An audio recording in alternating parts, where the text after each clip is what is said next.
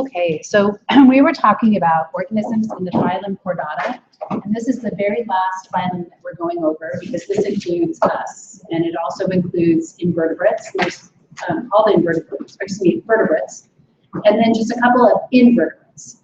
So remember that one of the characteristics of chordates is that they have these, the notochord, and that is what they're named after.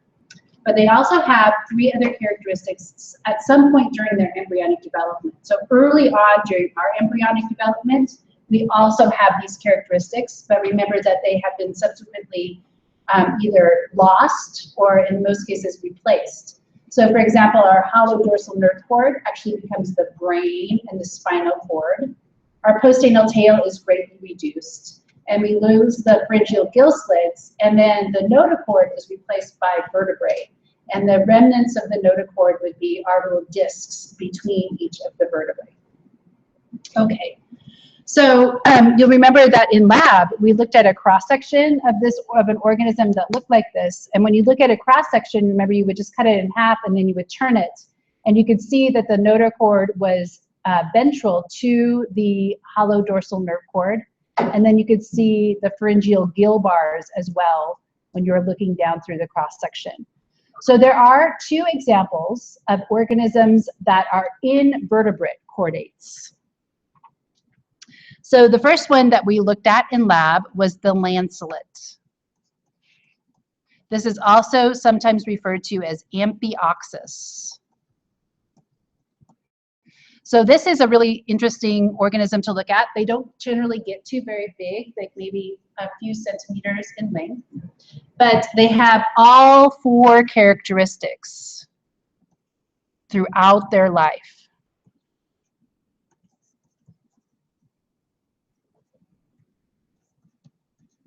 So they use their pharyngeal gill slits both in respiration and in feeding, so they would be filter feeders.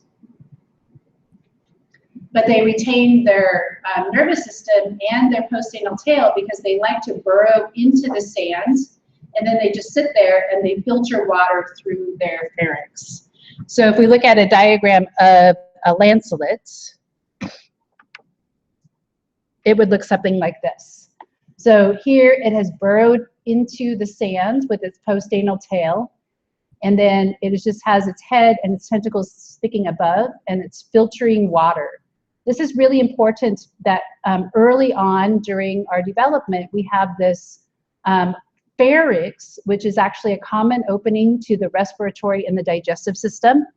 Because if you remember, like in insects, their respiratory system were just holes in their abdomen, and it was not associated with the mouth at all. So like their respiratory system and their digestive system is completely separate. And that is the case for most invertebrates. Okay, but that is not the case when we look at invertebrates. The other group of invertebrate chordates are what are referred to as sea squirts. And they're also called tunicates. So the sea squirt part is that when you pick them out of water, they can contract and they squirt seawater at you. And the tunicate part is that they develop a tunic as adults. So what this shows is a diagram of the larvae, and you'll notice that it has all four characteristics as the larvae. But notice as the adult, it loses certain characteristics, and specifically it only retains the gill slits. And so what that means is that it loses its brain, it loses its nervous system, it loses its notochord, and it just simply becomes a sessile filter eater. So when we look at these tunicates as larvae, we would say that they're mobile, and they have all four characteristics. As adults, they are sessile, meaning that they do not move, and they only have gill slits. So that's the only chordate characteristic that they retain into adulthood. So they are sometimes confused with sponges because they kind of look like sponges. So when you look at, this is actually a colony of them. This would be the colony of the adults. I think I have a better picture here. Let's see. Oh, I don't have a picture, sorry. So they're kind of interesting because they form these colonies, and they can be very colorful, and they might be like maybe that big. And when you go snorkeling, if you're down in the Caribbean, for example, there's certain islands that will be known for their tunicates. And so you can go and you can snorkel around them, and when you look at them, you just are kind of in disbelief that they are in the same phylum we are, because they don't look anything like us as adults. Okay, so those are the sessile sea squirts.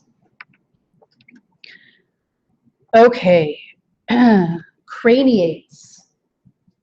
So craniates means that now, instead of a notochord, we also have a skull. So the skull surrounds the brain, the cranium. So this protects the brain. But we also have a notochord still present. So that means that there are no vertebrae.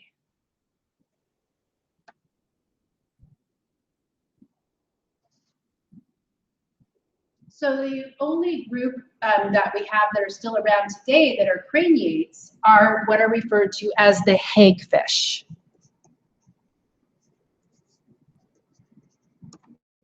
So the hagfish are scavengers.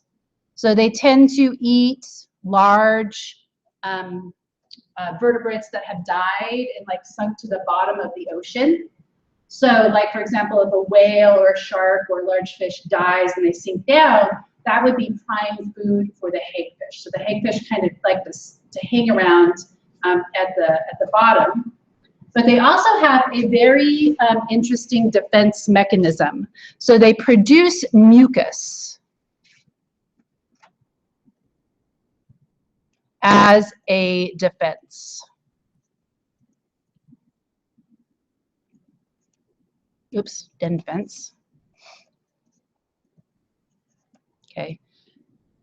So I'm going to show you a little video, a little 5-minute video that looks at what hagfish look like, and then looks at that defense mechanism and where their slime glands are located on their body.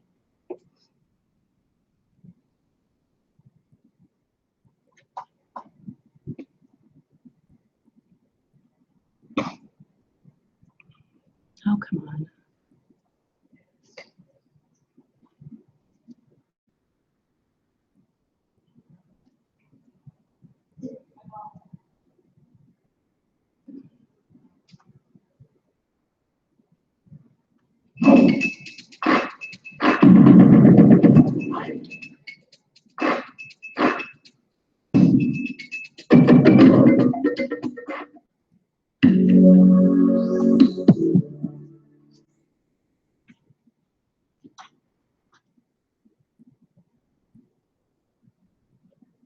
The first time I saw a hagfish was while I was volunteering here at Scripps back in high school.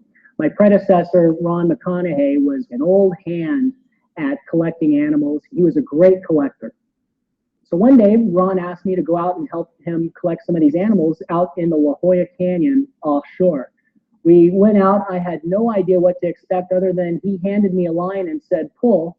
1,000 feet later, up came this small minnow trap that was filled with these wildly squiggling animals and leaching with this very strange mucus snot type mixture.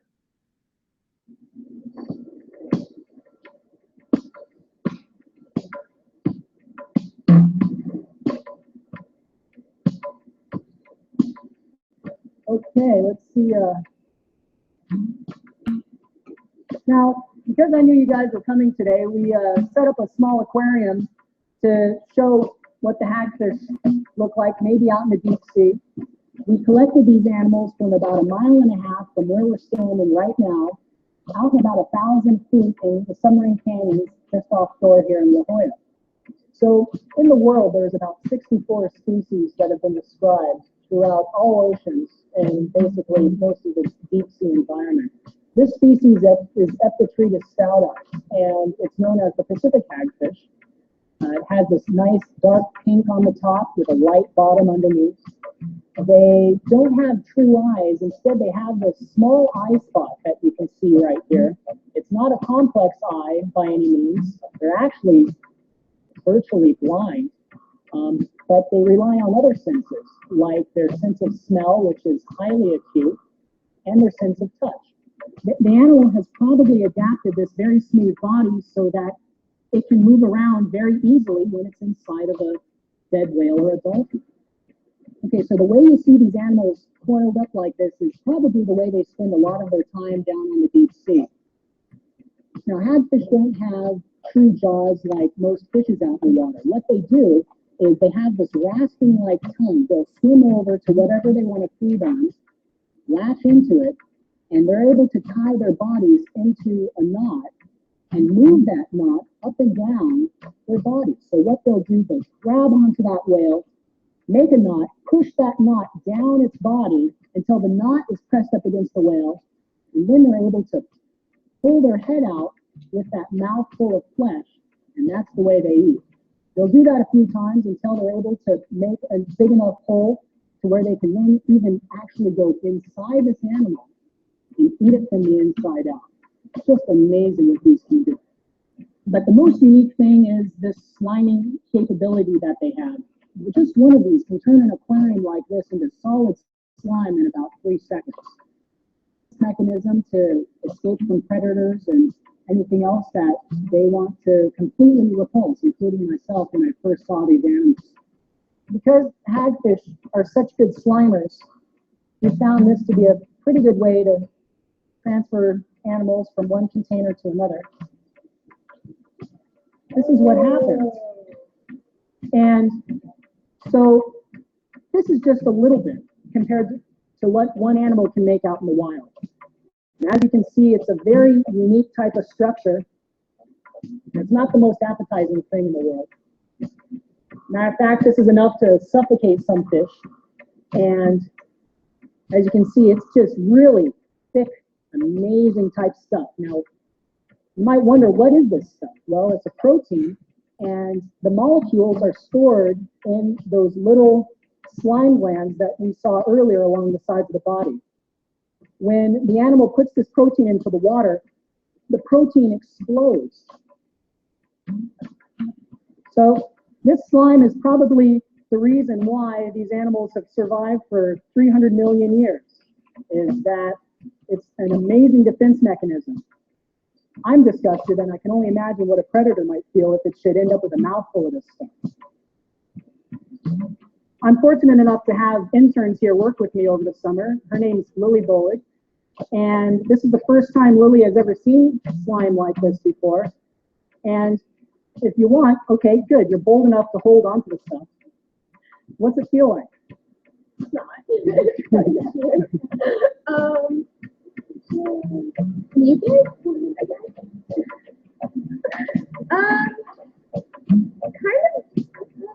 kind of rubbery actually, and very slippery, and Pretty weird stuff. Great to use for Halloween, huh? Okay, so those are the hagfish. So those are technically not vertebrates. They are craniates. They are not vertebrates yet. Okay. So the next group we're going to look at are the vertebrates. And these would be the jawless fish. So we'd say that these are vertebrates. Now, the jawless fish are what are referred to as anathans. So a means without, and nath means jaw.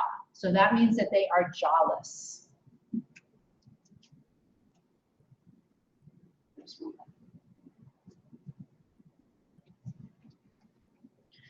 So the jawless fish include lamprey. And the lamprey have a skull, so they're craniates, but they also have vertebrae. Now, lamprey are parasitic as adults, so we would say that they're ectoparasites on other fish. So when we talk about lamprey being an exotic species that is a pest species that's doing lots of damage, we're generally talking about the Atlantic lamprey. So when we talk about lamprey in general, when we hear about lamprey, it's kind of always in the negative. Because when we look at the Atlantic lamprey, they have invaded the Great Lakes. And they did that because we opened them up to canals, right? So the canals could take them from the ocean and into the Great Lakes. And there they've actually become an invasive species. So they become a big problem. And so there's lots of effort to eradicate the Atlantic lamprey in the Great Lakes, okay? When we look at the Pacific lamprey are native to this area, right? So they are native to rivers and streams in the Pacific Northwest. Pacific Northwest. Native to rivers and streams in the Pacific Northwest. And so they used to be very, very common, and the tribes here have been spending a lot of time and effort in order to restore the Pacific lamprey fisheries. So these are fish that are said to be anadromous. And anadromous means that they start out in fresh water, and then they migrate to the ocean, and then they come back to fresh water to spawn, right? So they go from a freshwater, marine, freshwater life cycle.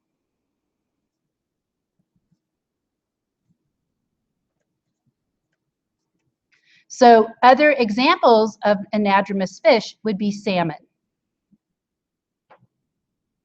So it is believed that lamprey have declined in number in the Umatilla River, for example, because of the presence of dams, because it's very hard for the adults to get back up through the dams in order to get back up into the rivers to spawn.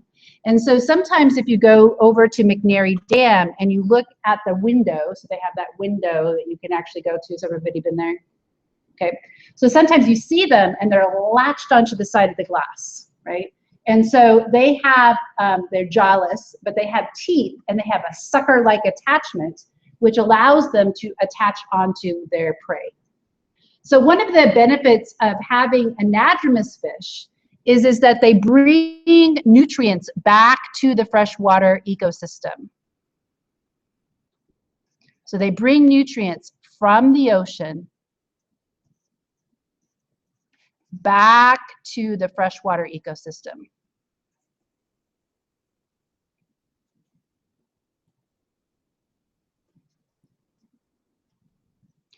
Because there really is not enough nutrients and there's not enough fish, big fish, for the lamprey to feed upon. So they have to go out into the ocean, and then when they come back, they bring their bodies with them, right? And then they spawn, and then they die. And that is a whole influx of nutrients into that ecosystem.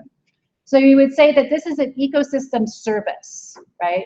So bringing nutrients back into the ecosystem has actually even shown to be a benefit to the forests that surround rivers. So there's this idea that nutrients, if you have nutrient-rich river, the trees that are surrounding the rivers are actually going to grow faster because the lamprey and the salmon get taken out of the water and kind of deposited as nutrients by bears, for example, and other organisms that feed upon them. And so it becomes a benefit. Okay, so anadromous fish benefit by bringing nutrients back to the freshwater ecosystem. So if we look at an image of one, let's see. Okay, so this would obviously be a bony fish with a jaw, but this is the lamprey. Okay, so they are like leeches in that they attach and they suck on, and sometimes they can cause death to their host. Oftentimes they will just drop off and go feed on another organism. Okay, so I wanted to show you this diagram right here.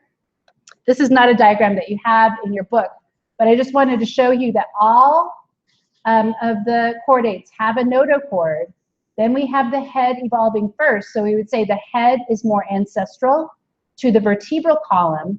And then we get jaws. So jaws would be more derived, a derived trait than, for example, from the head. Okay, so let's look at jawed fish. So gnathostome, gnath means jaw, stome means mouth. So these are the jawed fish. So the vast majority of fish, when you think about a fish, it would be one that has a jaw. Now, I mentioned that. I'll mention that later. So I'll say that sometimes the Native Americans call lampreys eels. Have you heard that? Okay, they're not true eels because eels have a jaw. So lampreys are not equivalent to eels, but they call them that. That's just their common name for them. They call them. Okay, so when we look at the jawfish, the first example are the cartilaginous fish. So these include sharks, skates, rays,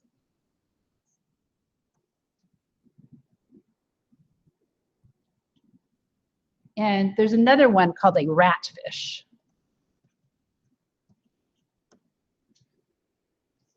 So the cartilaginous refers to the fact that their skeleton is not mineralized. So they don't have calcium salts in their skeleton.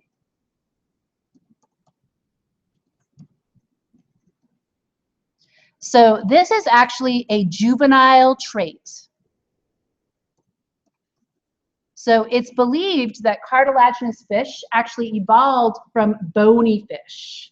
So they're evolved from a bony fish ancestor. And the reason why they believe this is that the first fish that we see in the fossil record have bones.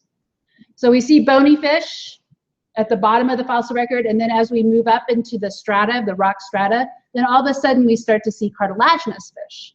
And so it's believed that they evolved from a separate, and so this is a secondary trait.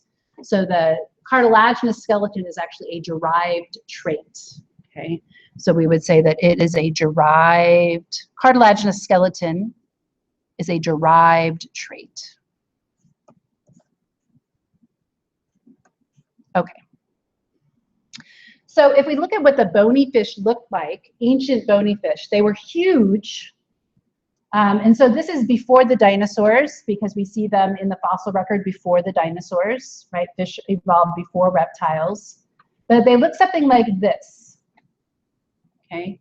And so not only did they have internal bones, but they also had external bones. And so that's 1/2 meter. So what would that be? About 1.5 feet, just the head region. So it'd be like this big, right? Just the head part of it.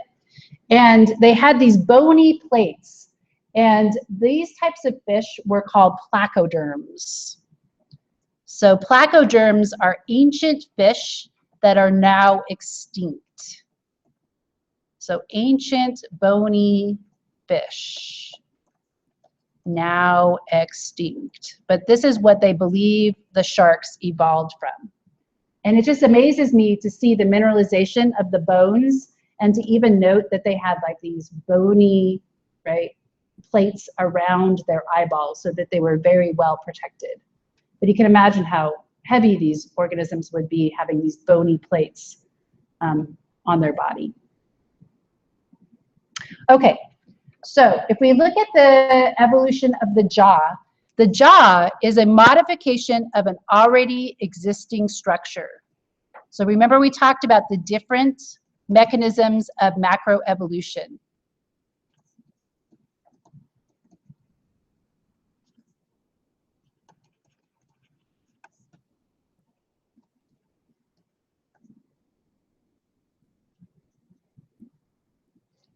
So the already existing structure are the gill bars.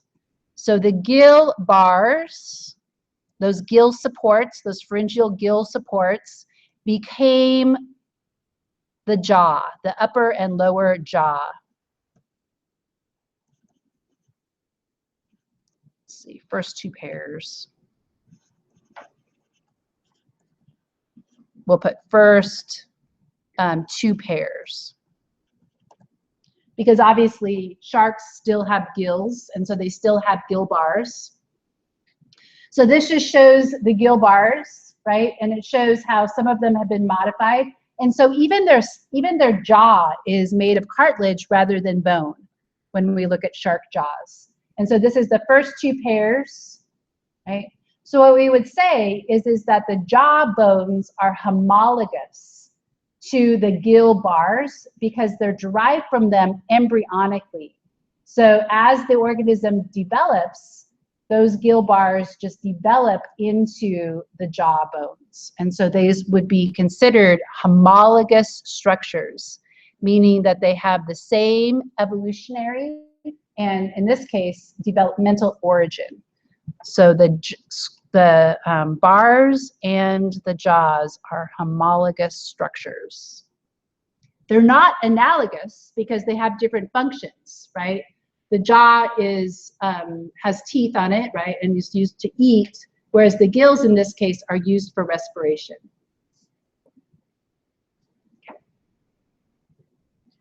So if we look at some other examples of characteristics of sharks, is that they have no swim bladder.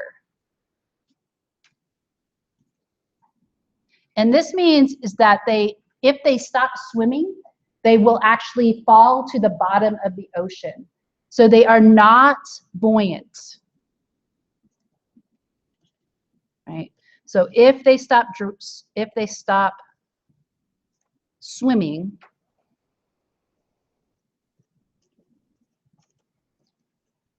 they fall to the bottom of the ocean.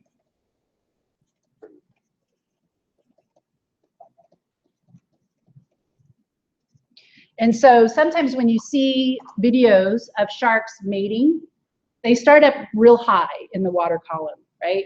And then they copulate. The male can use a modified fin as a penis, and you'll insert it, and they can't swim while they're copulating, right? So as they're copulating, they fall down through the water column, right? And then when they hit the bottom, then they go, right? So you can Google that, the sharks falling to the bottom of the ocean and then coming apart. Okay. One problem with this, however, is that obviously they would have a hard time maintaining that, and so sometimes they have to continue to swim, right? And so when we look at sharks in general, and we've talked about the conservation of sharks, the biggest problem right now is over harvesting.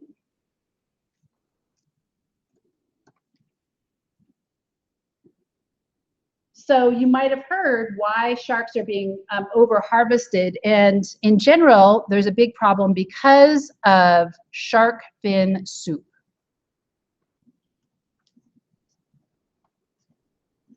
So shark fin soup is very rare, and it's actually also very expensive to get like a bowl of it.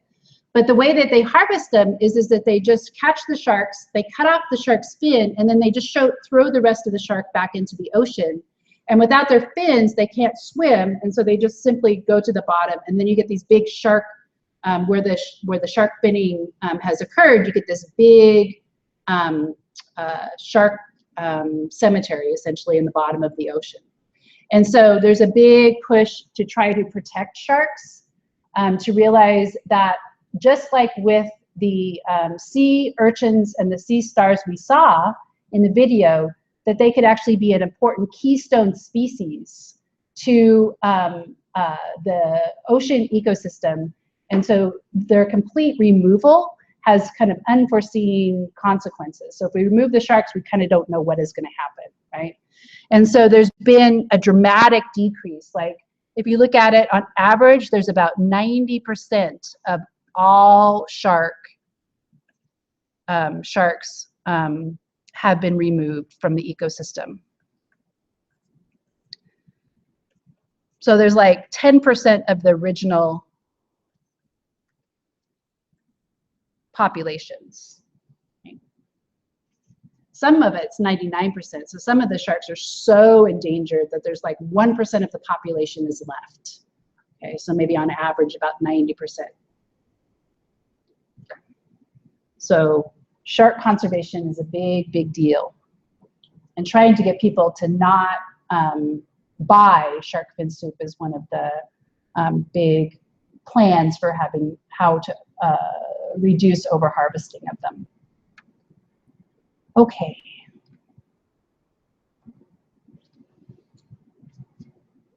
Talk about Chordates. Okay, so this would be the shark, obviously. This is a stingray, right? So they use their, this could be kind of a deadly, wasn't it the crocodile hunter that actually got that through his heart, right? Had a poisonous barb.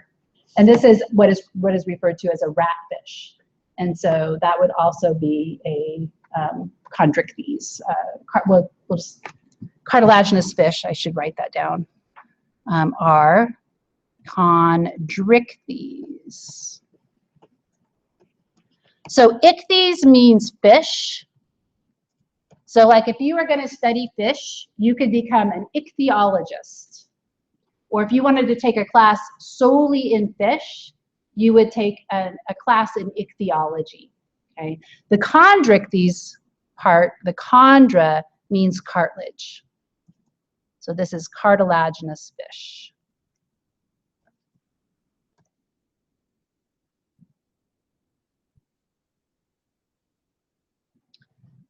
Okay, so that's in contrast to osteichthyes, which would be the bony fish. So oste means bony fish. Okay. Osteichthyes by far are the most abundant fish.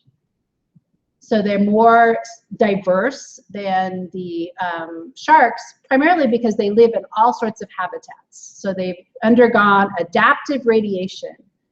If you think about all the small lakes and rivers and streams that they've been able to colonize and diversify. Okay.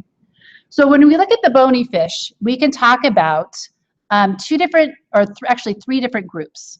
So the most common is what is called the ray-finned fish. So that would be what the perch was. So when you looked at its fin, it had these skeletal elements called rays that extend up into them. So this would be things like perch, salmon are also ray-finned fish. Also, it's important to realize that sturgeon are technically ray-finned fish. They are not cartilaginous fish, even though they do have more cartilage than some. They're classified as ray-finned. Okay, and then even things like tuna, right, etc. And then some of the weird ones like the seahorses, right? Seahorses would also be ray-finned fish. And then eels. True eels are ray-finned fish.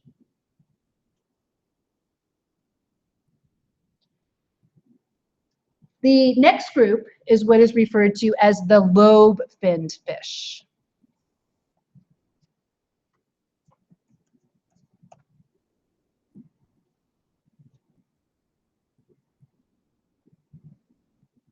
We thought that most of the lobe-finned fish had gone extinct.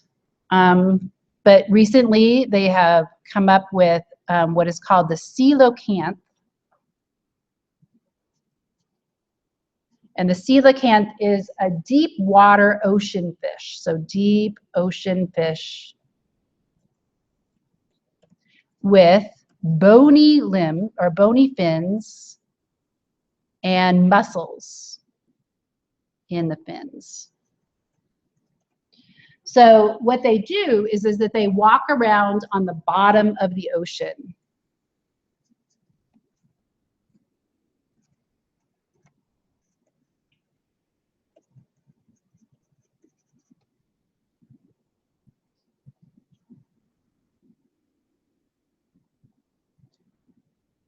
The next major group, and sometimes these are grouped actually under the lobe-finned fish, but I'm just going to draw them, or I'm going to put them as separate, are the lungfish.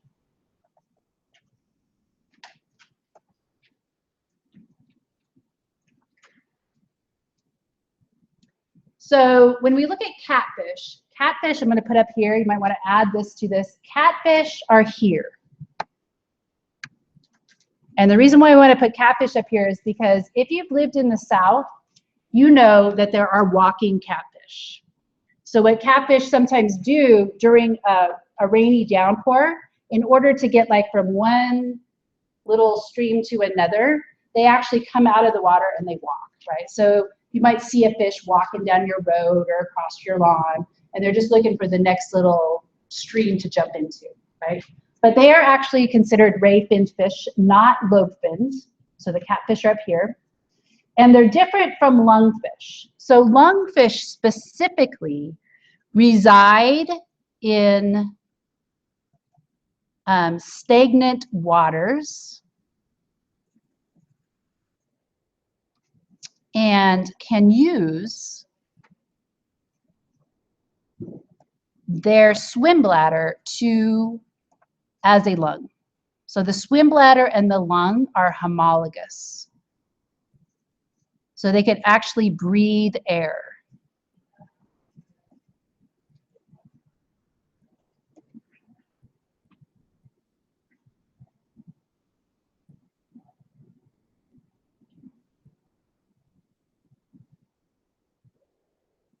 Okay, so I'm going to show you a little video of the lungfish.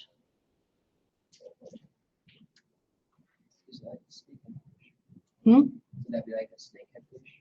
No.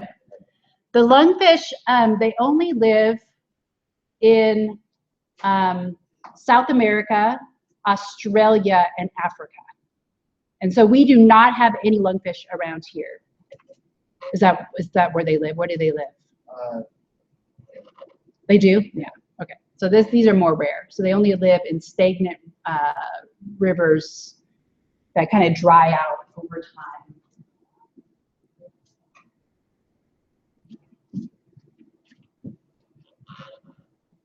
A primitive fish with some extraordinary abilities. It's the lungfish, and while it has gills like any other fish, it can also breathe air directly using a modified swim bladder that acts as a lung. When water levels are high, this isn't so important, but the rains will eventually fail, and the constant burning sun will dry up all the water. Fish are left flapping at the surface as the waters disappear.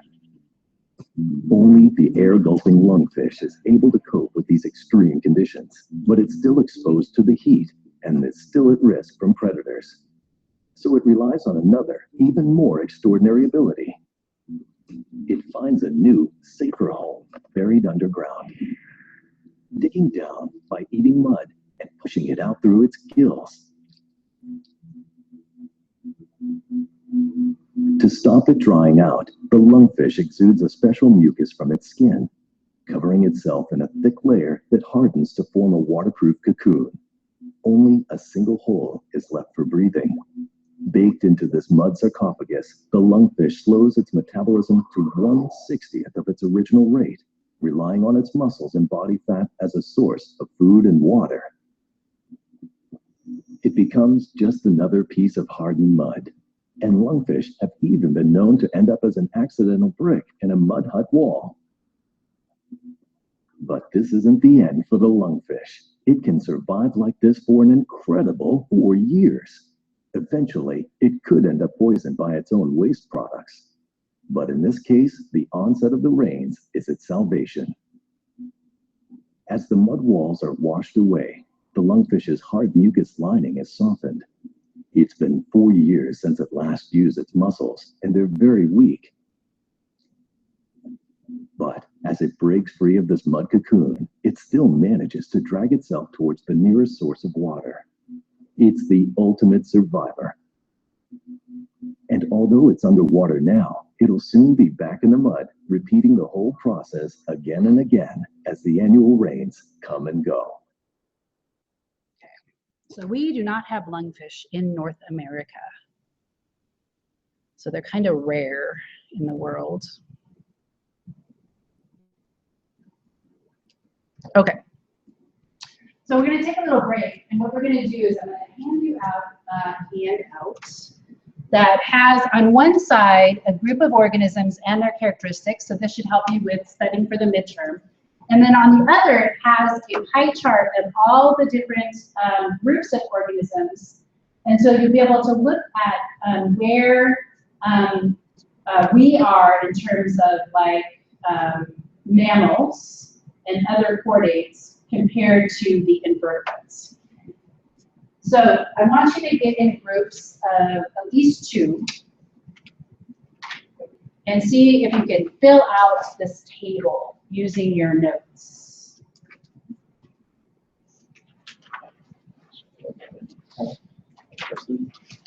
Really loud.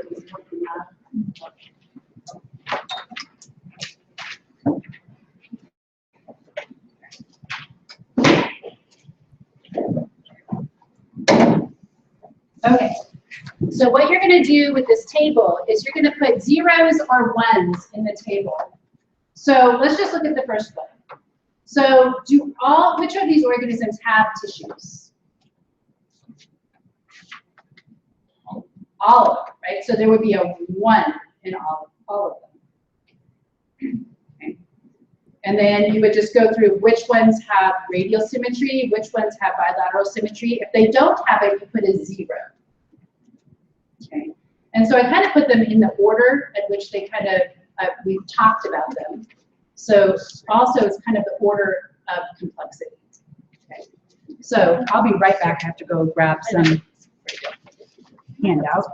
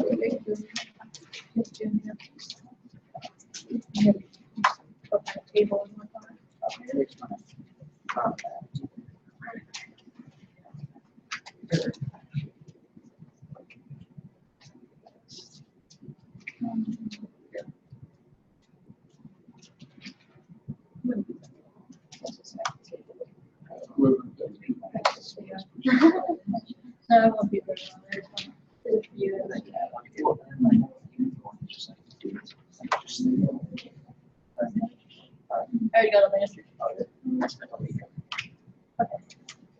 Anyways.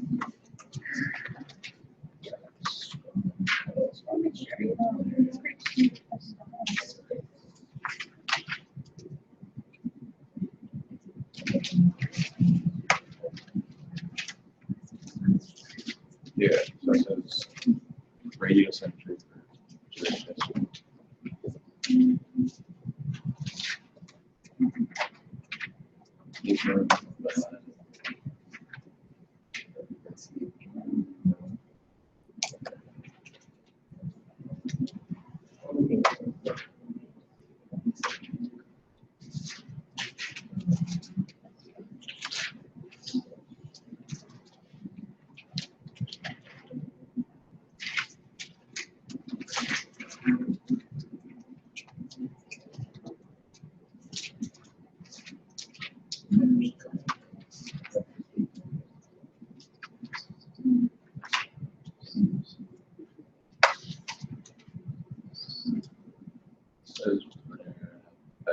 cemetery also.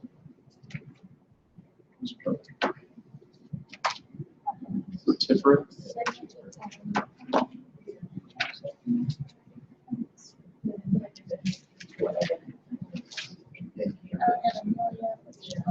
Well, the justice system.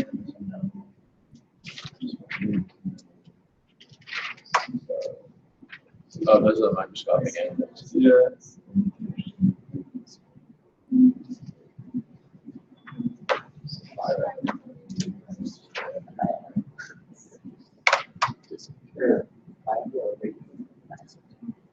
I was guessing about that.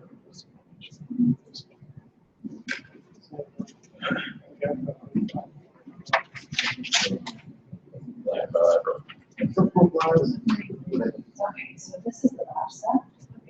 Do you have your left? Yeah. Okay, so while you're laughing, this. So you want to turn it Plan by Okay, this is the review sheet for the midterm. So these questions are the chance to answer. She starts at radio.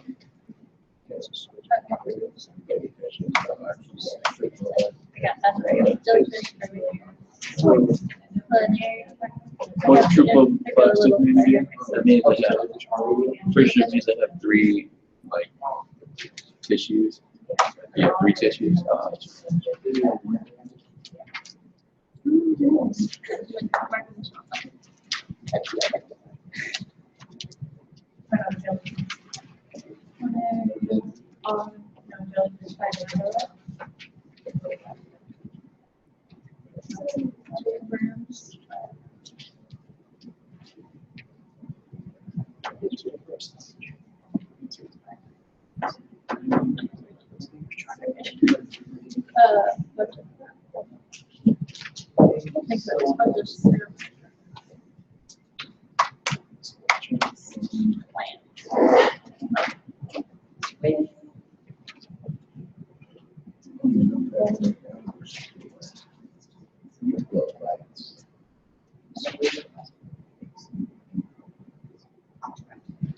They're diplomatic.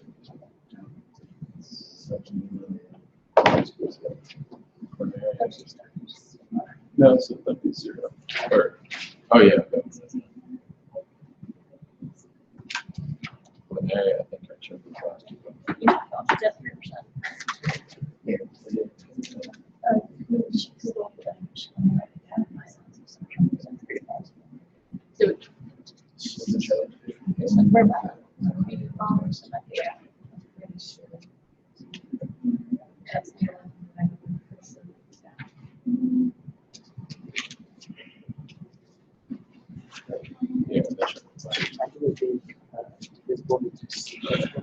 I think tapeworms are.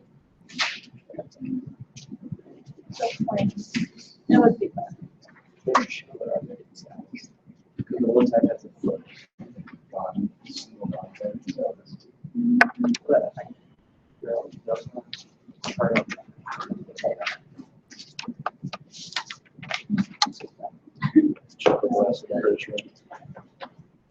Because I remember the Hydra dives like.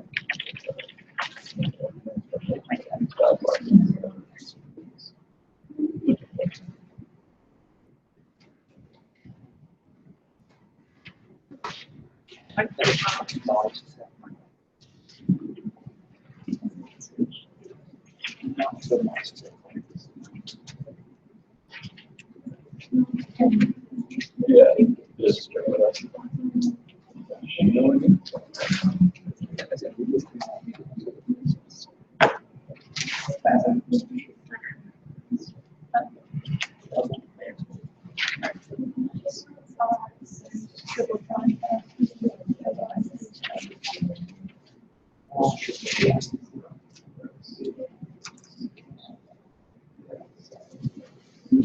They have three. Oh, so you had 3 layers of tapes.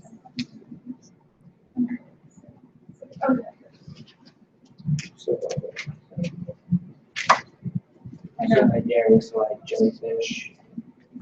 they're difficult. So like, yeah, that's just,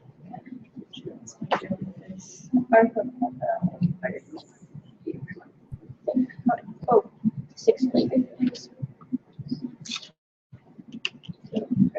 Oh. Shrimp, lobster, crab. Roly-poly, spiders. Centipedes.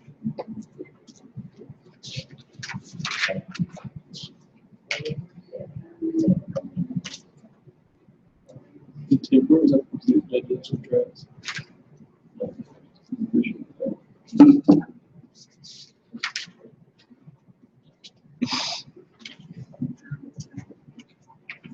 Yeah, actually. Which is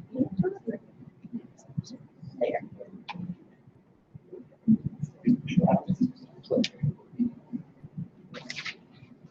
They do. So platyhelminthes does not have a complete digestive tract. Oh, they don't? No, so the tapeworm and the planaria and the jellyfish would not have a complete digestive tract. Okay. So all of the other ones do. So you'll start to notice a pattern here that's just like once something evolves, except for the mantle. Yeah.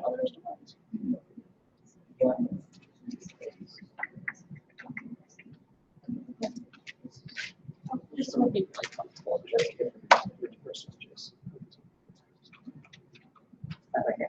They're the microscopic group of aquatic organisms.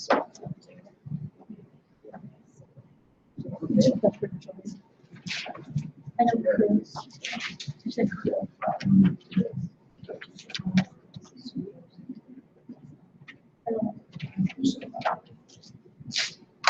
So the rotifers would be bilateral.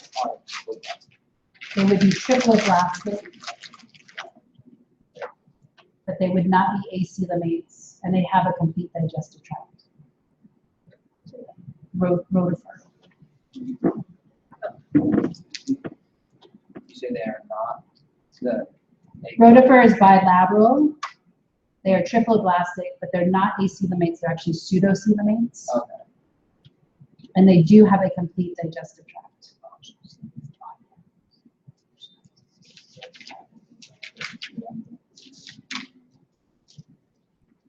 But not. Oh, poison.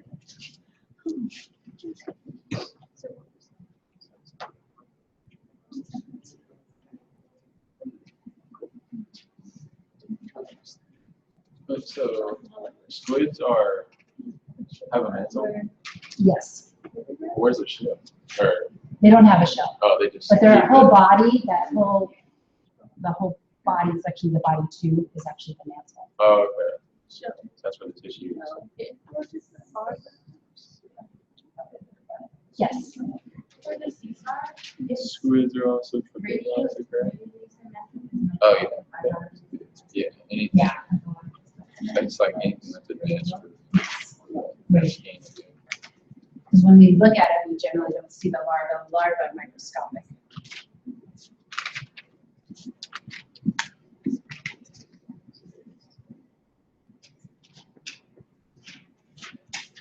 So which ones are triploblastic?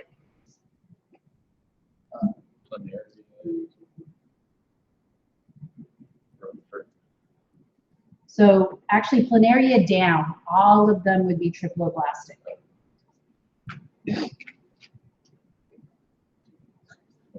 The only one that's acoelomate is planaria, because they have 3 tissue layers, but they don't have a body cavity. So planaria and tapeworm would be acoelomate.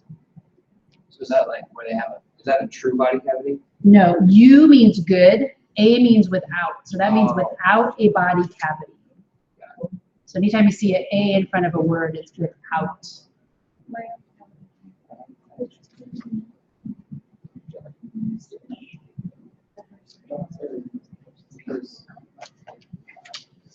So mantle is just shell, right? Or something that creates a shell. So any of the mollusks have a mantle. Yeah. So. So that which ones are the mollusks? The clams, squids, snails, slugs, oysters, Right. octopuses, swim rats. Clams.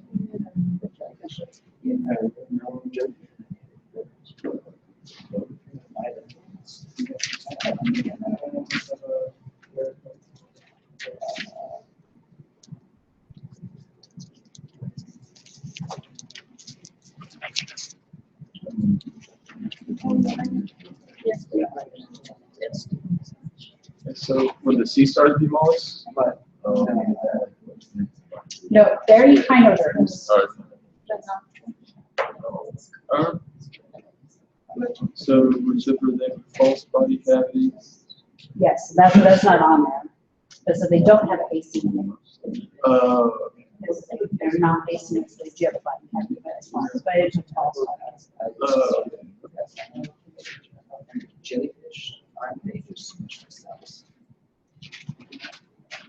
So which ones have deuterostome development?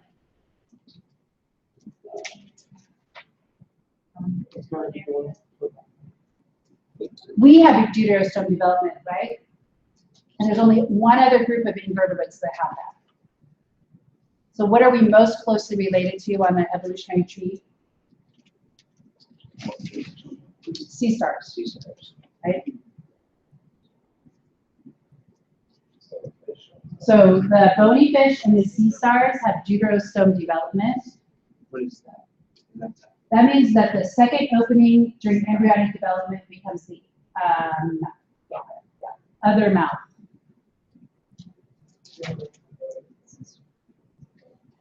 And only one has a notochord, right? The bony fish. The rest would be zeros. And then there's the squid, the only one with a tentacle.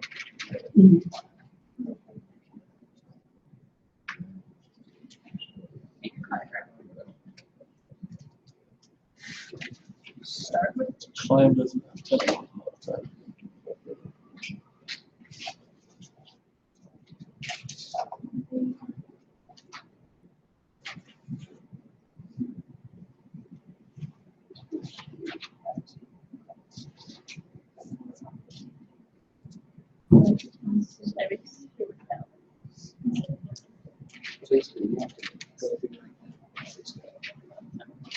Okay. And only mollusks have muscular gills, or muscular tree. Well,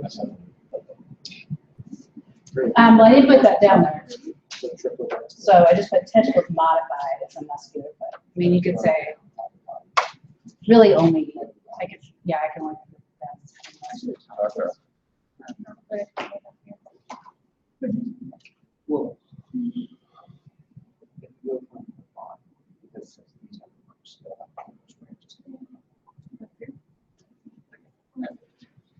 So you're gonna have to make your cladogram a little squishy if you're gonna fit it into that little space I gave you. You could use a different piece of paper if you wanted to.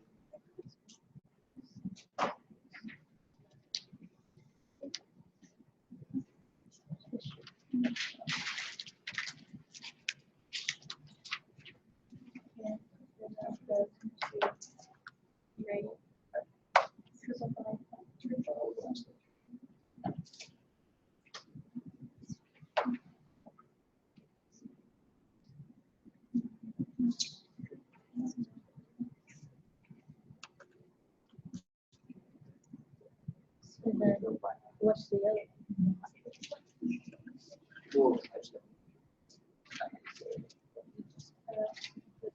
Being a jellyfish.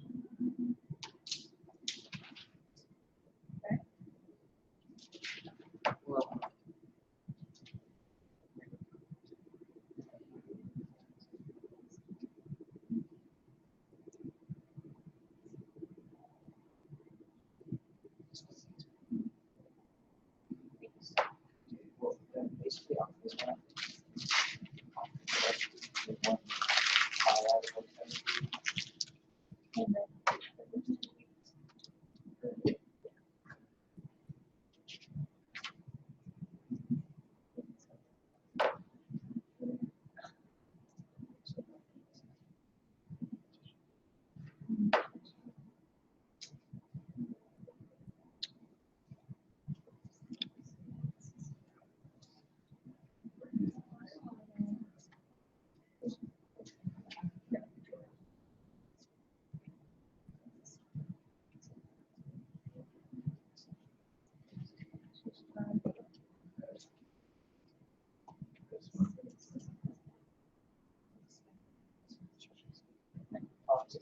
Because jellyfish,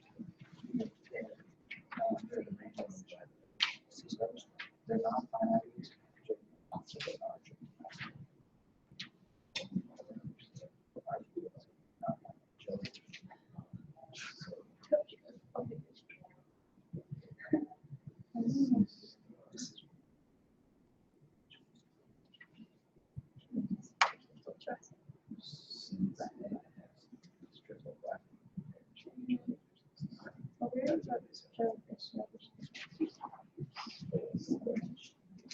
On the other side of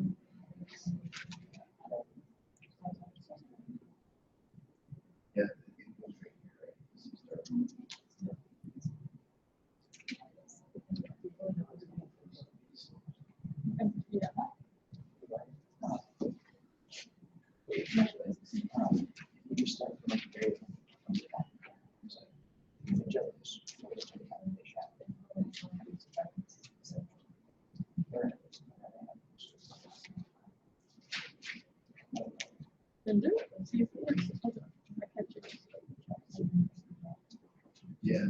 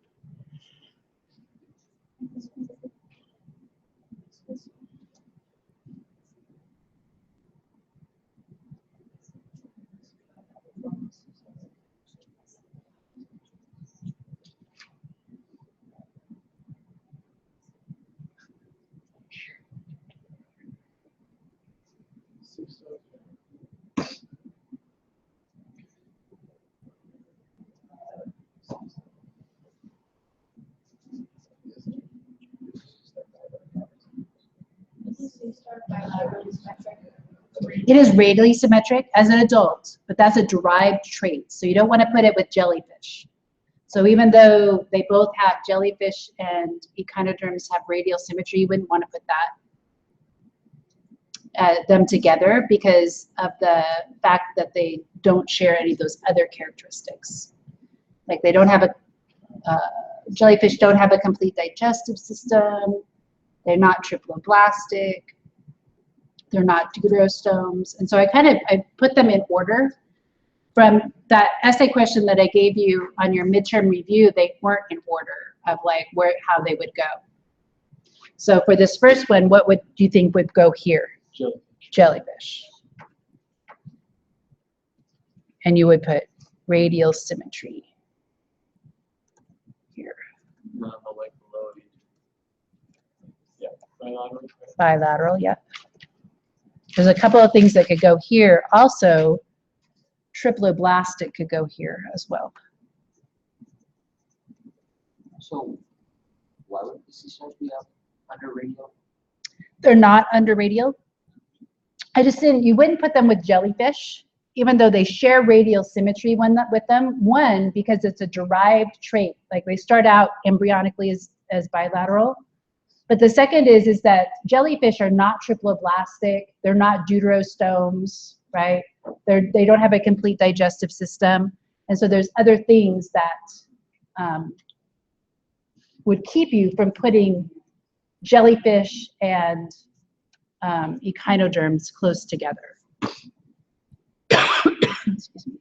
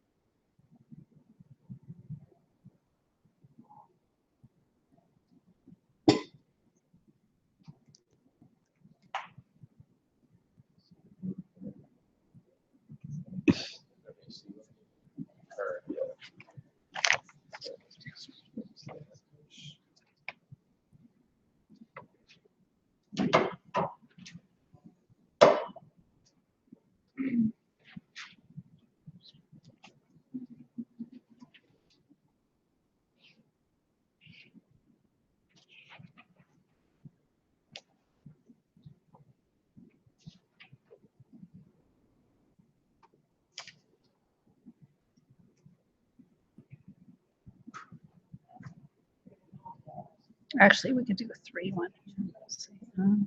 C star.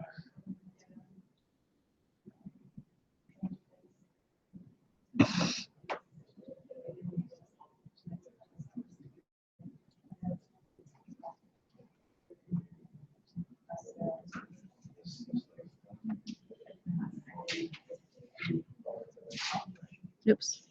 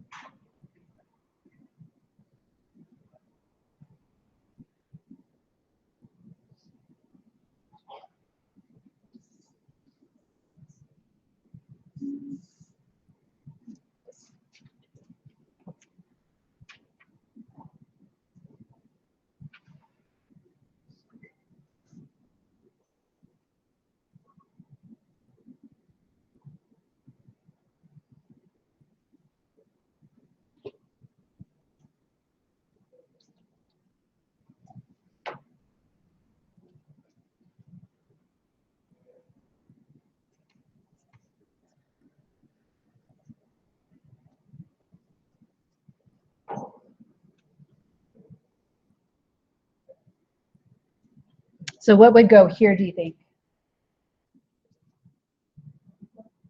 Notochord would go there. How about right here? Mantle. Okay. And then you'd have tentacles right here from the muscular foot. Here,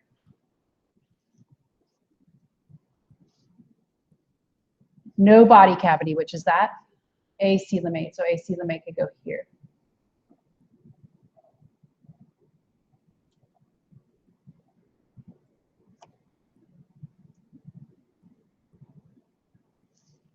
Okay, so you want to do the exact kind of same thing as we just did here with that essay question that I gave you with the list of organisms, right? So those are the organisms you want to use to create, like, what characteristics would you use to separate them out?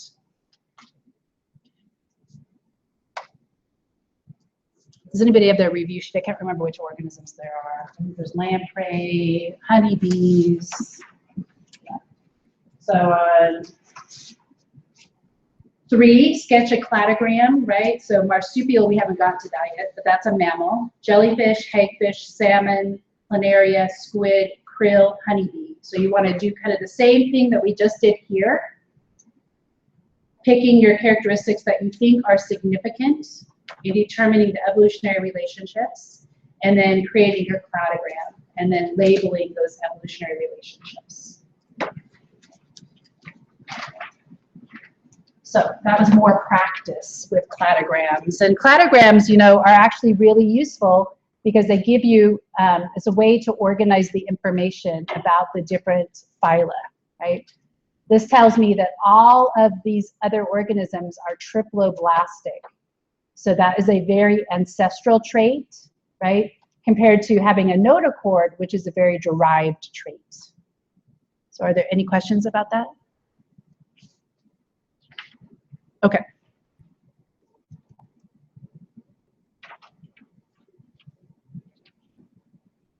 Okay, so this is an example of a coelacanth. So this is a bony fish. It's a gnathostome, but it is a lobe-finned fish. And so they believe that these are the ancestor to the next group of organisms, which are called tetrapods. Okay, so tetrapods, okay, evolved or thought to have evolved from a lobe-finned fish. Okay. So tetra means 4, pods means foot.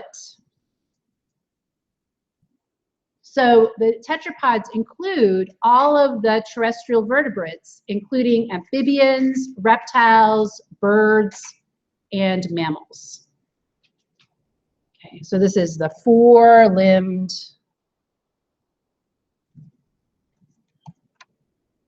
animals.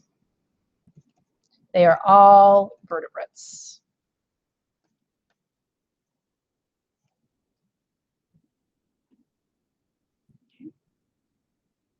So one thing that you could ask is you could say, well, is there a transitional fossil that shows an organism that is partially aquatic, bony fish, and partially amphibian?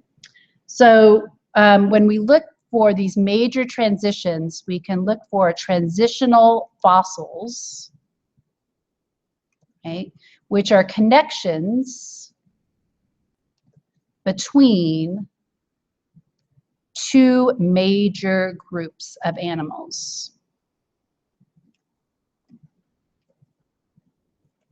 So I'm going to show you a video that talks about tiktaalik. Tiktaalik. There we go. So this is a transitional fossil between fish and amphibian. So it has some fish-like characteristics and it has some amphibian-like characteristics. So think amphibian, think newts or salamanders or frogs, right? And so this video talks about some of the evidence and how you would go about looking at it structural, but also looking at the molecular data. So finding a gene that could explain how you could go from a lobe-finned fish to a amphibian that's got terrestrial appendages that allow it to move on land. So you want to write down the characteristics of tiktaalik as you're watching this video. Let's see.